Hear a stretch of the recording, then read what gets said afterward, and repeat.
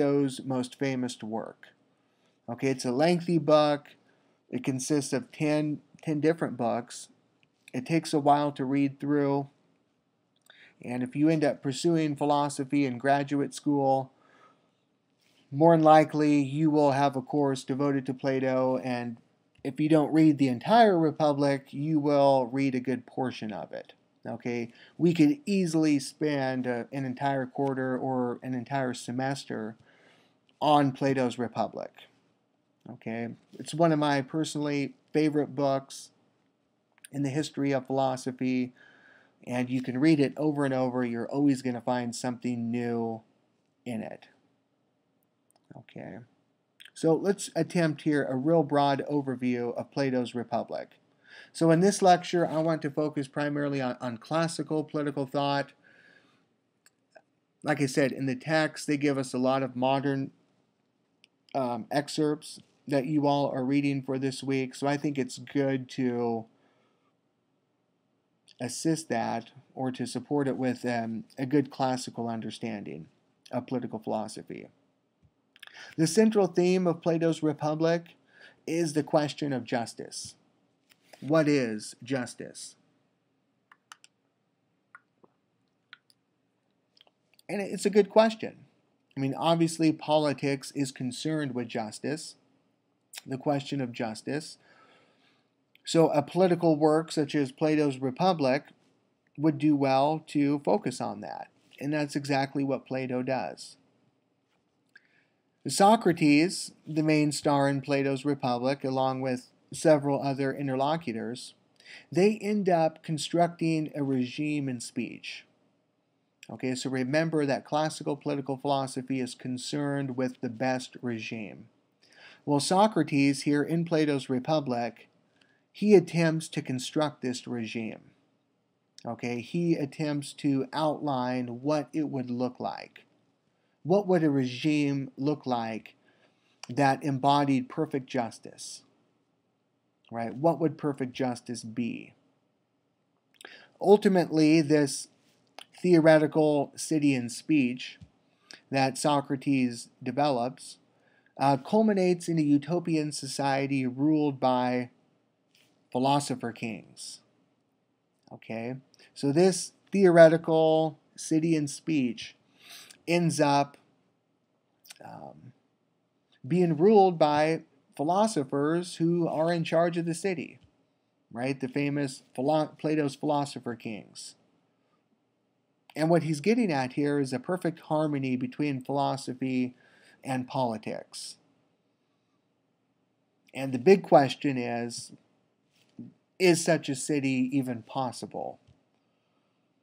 Okay, is Plato giving us here a blueprint for political idealism, something we should strive to achieve in our own regime, in our own political life? Or is it really a critique of political idealism? Is he showing us the limitations of politics and what would have to come about in order for perfect justice to be realized? Okay, that's a major question of Plato's Republic. So the theme of the Republic is the question of justice. What is justice? And the idea is to discover what justice would be for the individual person. We all should want to strive for justice. Well, what would that look like in an individual person's life? I mean, how would that work? What does it mean to be a just individual? In order to answer this question, what is justice for the individual person, Socrates thinks it's easier to find what justice would be in something large. And once we've discovered what justice is in something large, such as the city, that should reveal to us what justice is for the individual person, or what justice would be for the individual soul. The Republic then suggests that the city and the human soul, or the individual person, have a very close relationship between one another. In fact, he goes so far to say that the city is the human soul writ large. So the city will be a reflection of the individuals who make it up. The individual souls that make up that city will reflect those people, and vice versa. So the individual people, the souls, will tend to be a reflection of that city, of the ideals of the city. Okay? So the overall plan of the Republic is to take up the question, what is justice? And Socrates begins to do so by first searching for what justice would be in the city. And he thinks if we can discover justice in the city, that will reveal to us what justice is for the individual soul or the individual person.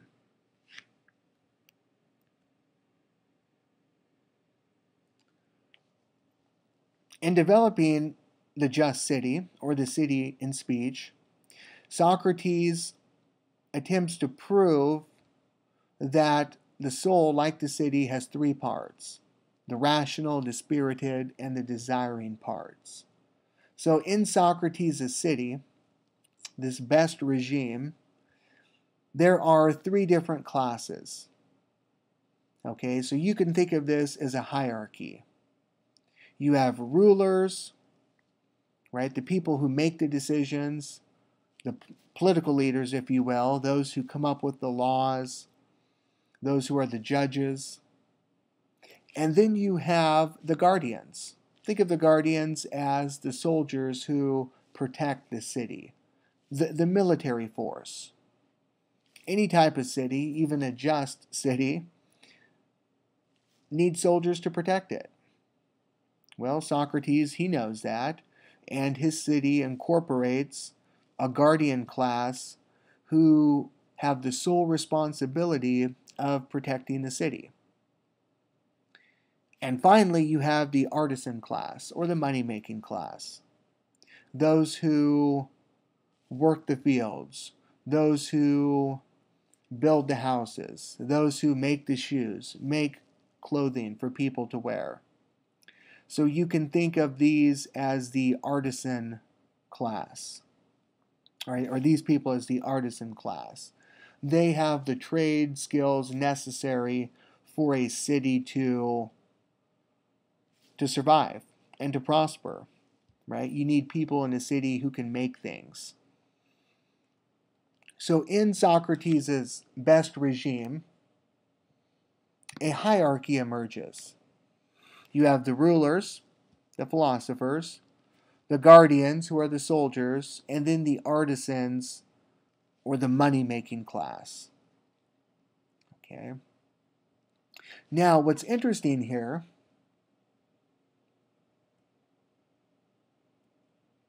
is that Socrates, let me go back one.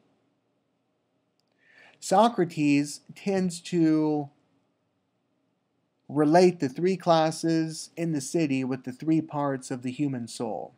So there's a connection between all of this, right? So the purpose of constructing the city in speech is that it will reveal what justice is in the individual soul, right? So if we want to find justice for the soul, we first have to find what justice would look like in the city. Hence Socrates' formulation that the city is the human soul writ large. Okay. Well, Socrates thinks that in his best regime, the best city, we're going to have three classes of people: rulers, guardians, and artisans. Then likewise, it would follow that the soul has three different parts to it. The soul has a rational part, a spirited part, and a desiring part. Okay, now let's break that down a little bit. The three parts of the soul. Notice here that on top is reason. So Socrates argues that reason is that divine element within the human person. Reason allows us to think, to calculate, to ask questions, to ponder, to come up with universal scientific definitions. And because it has those distinct functions, it would be different than the two other parts of the soul, namely spiritedness and the desiring part of the soul. Okay? Spiritedness, the second part of the soul, has to do with one's defense of one's own worth and value. So think of spiritedness as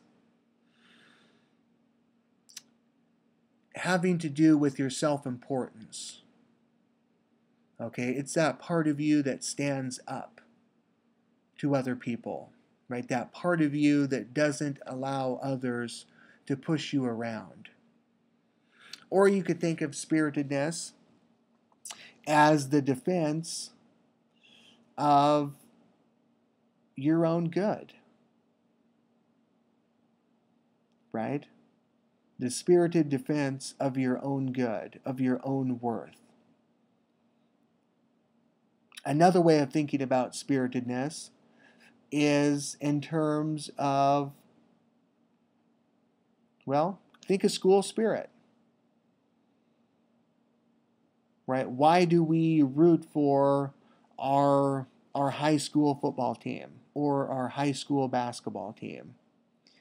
Well, it's because we have an attachment to our own, right? We want our own to do good. We want our own to be the best.